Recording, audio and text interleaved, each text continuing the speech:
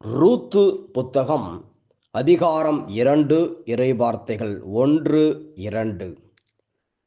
நகோமிக்கு போவாசு என்ற உறவினர் ஒருவர் இருந்தார்.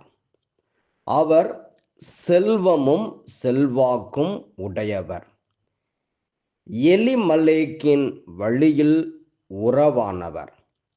ரூத்து நகோமியிடம், நான் வயலுக்கு போய் யார் என்னை கருணை கண்கொண்டு நோக்குவாரோ அவர் பின்னே சென்று கதிர்களை பொறுக்கிக் கொண்டு வருகிறேன், எனக்கு அனுமதி தாரும் என்றார். அவரும் போய் வா மகளே என்றார். இறையேசுவில் அன்புமிக்க சகோதர சகோதரிகளே, நவோமி மோவாபு நாட்டிலே இருந்த பொழுது அங்கு கண்டிப்பாக தன்னுடைய நாட்டை பற்றி, தன் குடும்பத்தை பற்றி, தன் ஊரை பற்றி மிகவும் பெருமையாக பேசியிருப்பார்.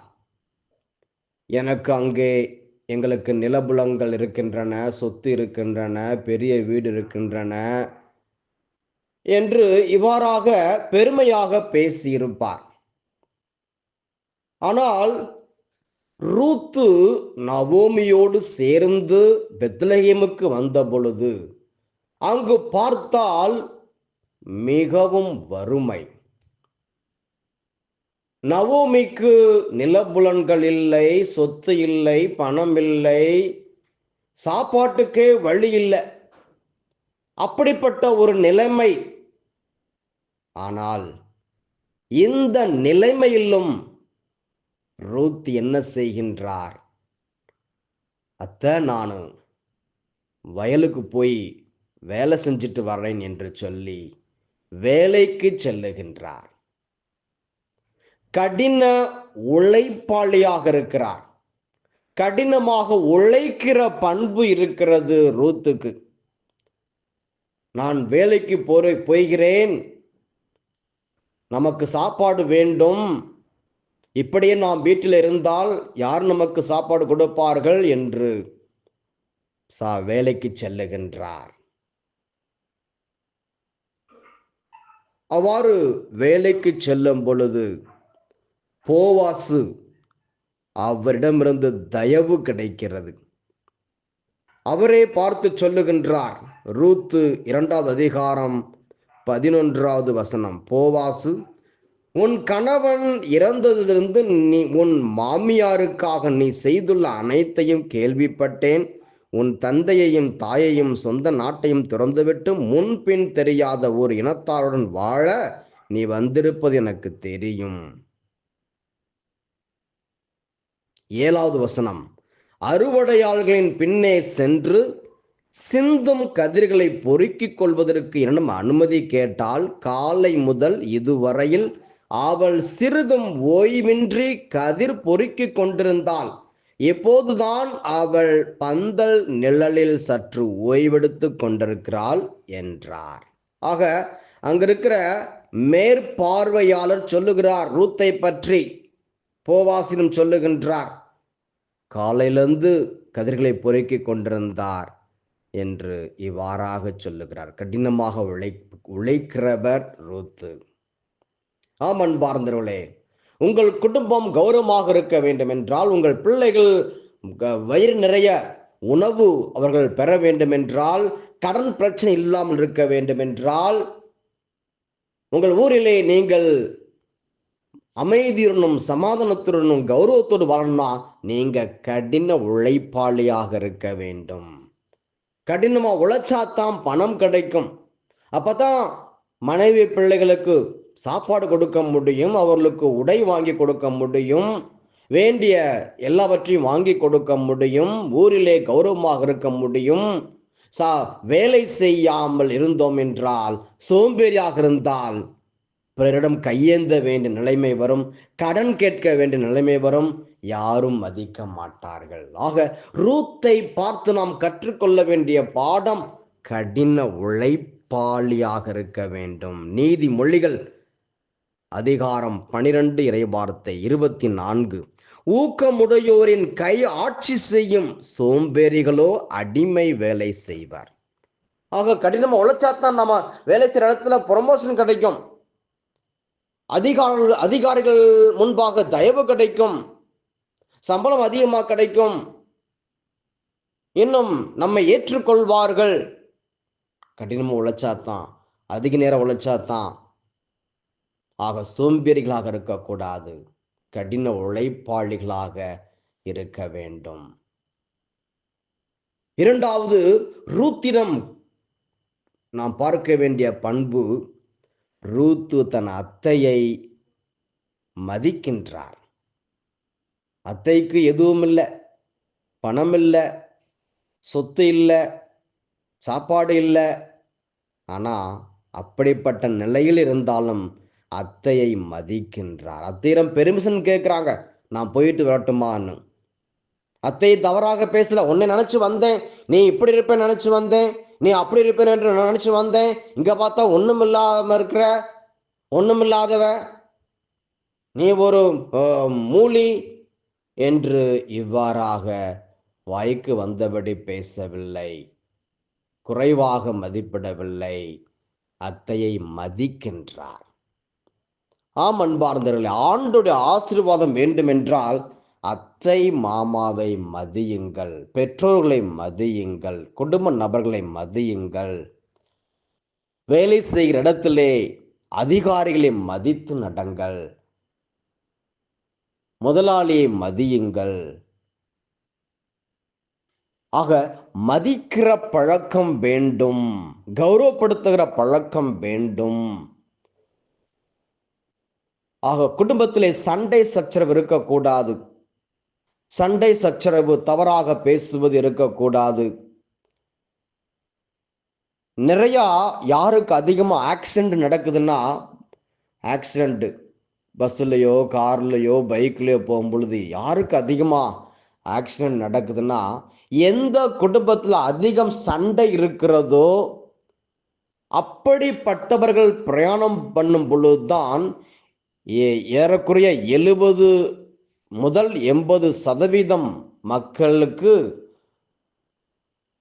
ஆக்சிடென்ட் நடக்கிறது என்று ஒரு சர்வே எடுத்து சொன்னார்கள்.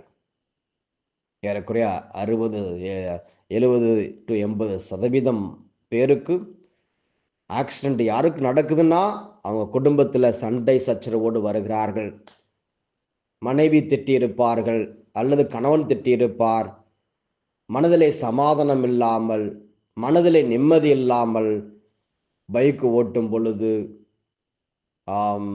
கார் ஓட்டும் பொழுது, வாகனம் ஓட்டும் பொழுது அவர்களுக்குத்தான் அதிகமாக விபரீதம், அபாயம், பிரமாதம் நடக்கிறது என்று ஒரு சர்வே இவ்வாறாக சொல்லுகிறது.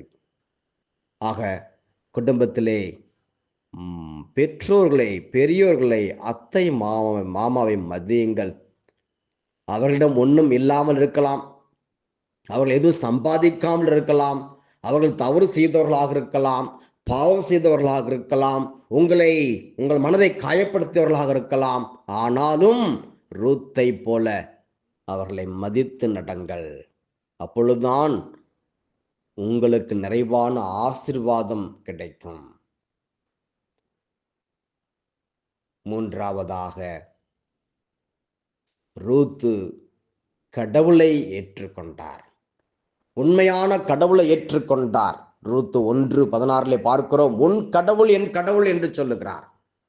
கடவுள் மீது அன்பு வைத்தவராக இருக்கிறார், உண்மையான கடவுளை தெரிந்து கொண்டார். ஆக இப்படிப்பட்ட பண்புகளை கொண்டவர் ரூத். அதனால்தான் ரூத்தினுடைய பெயர் இயேசுவினுடைய மூதாதையர் பட்டியலில் இடம்பெறுகிறது. மத்தேயு நற்செய்தி 1:5 பார்க்கிறோம், சல்மோனுக்கும் ராகாபுக்கும் பிறந்த மகன் போவாசு, போவாசுக்கும் ரூத்துக்கும் பிறந்த மகன் ஓபேது, ஓபேதின் மகன் ஈசாய். ஆக ஒரு அந்நிய நாட்டிலிருந்து வந்த பெண், மோவாபு நாட்டிலிருந்து வந்த பெண், அவருடைய பெயர் இயேசுவின் மூதாதையர் பட்டியலில் இடம்பெறுகிறது. நகோமி பெயர் கூட இடம்பெறவில்லை. ஆம் அன்பார்ந்த சகோதர சகோதரிகளே, ரூத்து இன்றும் அவருடைய பெயர் உச்சரிக்கப்படுகிறது. இன்றும் அவருடைய பெயர் ஞாபகப்படுத்தப்படுகிறது. காரணம் அவருடைய தியாகம், அவருடைய நல்ல வாழ்வு, கடவுள் மீது வைத்திருந்த பற்று. ஆகவே ரூத்திடமிருந்து நாம் கற்றுக்கொள்ள வேண்டிய பாடம் என்னவென்றால், கடின உழைப்பாளியாக நாம் இருக்க வேண்டும். இரண்டாவது, பெரியோர்களை, அதிகாரிகளை மதிக்கிறவர்களாக, குடும்ப நபர்களை மதிக்கிறவர்களாக இருக்க வேண்டும். எல்லாவற்றுக்கும் மேலானது கடவுளை அன்பு செய்கிறவர்களாக இருக்க வேண்டும். இப்படிப்பட்ட பண்புகள் நம்மில் இருந்தது என்றால் கடவுள் நம்மையும் ஆசீர்வதிப்பார், உயர்த்துவார். எனக்கு தெரிந்த ஒரு குடும்பம், கணவனால் எந்த வேலையும் செய்ய முடியாது, எழுந்து நடக்க முடியாது. ஆனால் அப்படிப்பட்ட கணவனை மதிக்கின்றார், அப்படிப்பட்ட கணவனுக்கு சேவை செய்கின்றார். பாத்ரூம் போகணும்னா தூக்கிட்டு போகணும், அவருடைய துணியை துவைக்க வேண்டும், அவருக்கு சேவை செய்ய வேண்டும், உணவு ஊட்டிவிட வேண்டும். இப்படி அவர் கணவனுக்கு 2 கால்களும் நடக்க முடியாது. அப்படிப்பட்ட சூழ்நிலை இருந்தாலும் கணவனை மதிக்கிறார், அன்பு செய்கிறார். ஆனால் ஆண்டவர் அவருடைய குடும்பத்தை நிறைவாக ஆசீர்வதிக்கின்றார். அப்படிப்பட்ட கணவனோடு சந்தோஷமாக மகிழ்ச்சியாக இருக்கின்றார், முணுமுணுக்கவில்லை. ஆக குடும்ப நபர்கள் கணவன் மனைவியை அன்பு செய்ய வேண்டும், மனைவி கணவனை அன்பு செய்ய வேண்டும். கண்களை மூடி ஜெபிப்போமா? நன்றி ஏசப்பா, தர்மையான செய்திக்காக நன்றி ஆண்டவரே. இயேசுவே மை துதிக்கிறோம், ஆராதிக்கின்றோம், வணங்குகின்றோம் ஏசப்பா. இயேசுவே, ரூத்தை போல நாங்களும் வாழ எங்களுக்கு உதவி செய்யுங்க ஆண்டவரே. ஏசப்பா, கடின உழைப்பாளிகளாக நாங்கள் இருக்க வேண்டும் ஆண்டவரே. இயேசுவே, சோம்பேறிகளாக நாங்கள் இருக்கக்கூடாது ஆண்டவரே. ஏசப்பா, உமக்கு நன்றி. எங்கள் குடும்ப நபர்களை நாங்கள் மதிக்க வேண்டும், கௌரவப்படுத்த வேண்டும். அவர்களை குறைவாக பார்க்கக்கூடாது, இழிவாக பார்க்கக்கூடாது. அவர்களை மதிப்பதற்கு எங்களுக்கு இருதயத்தை தாங்க, ஆசீர்வதிங்க ஏசப்பா. நன்றி ஏசப்பா, நன்றி என்று இயேசுவே, உம்மை நாங்கள் கௌரவப்படுத்த வேண்டும் ஆண்டவரை, உம்மை அன்பு செய்ய வேண்டும். நன்றி இயேசுவே, ஸ்தோத்திரம். ஒவ்வொரு குடும்பத்தையும் ஆசீர்வதிங்க, ஒவ்வொரு குடும்பத்திலும் தங்குங்க, வாசம் பண்ணுங்க. நன்றி இயேசுவே.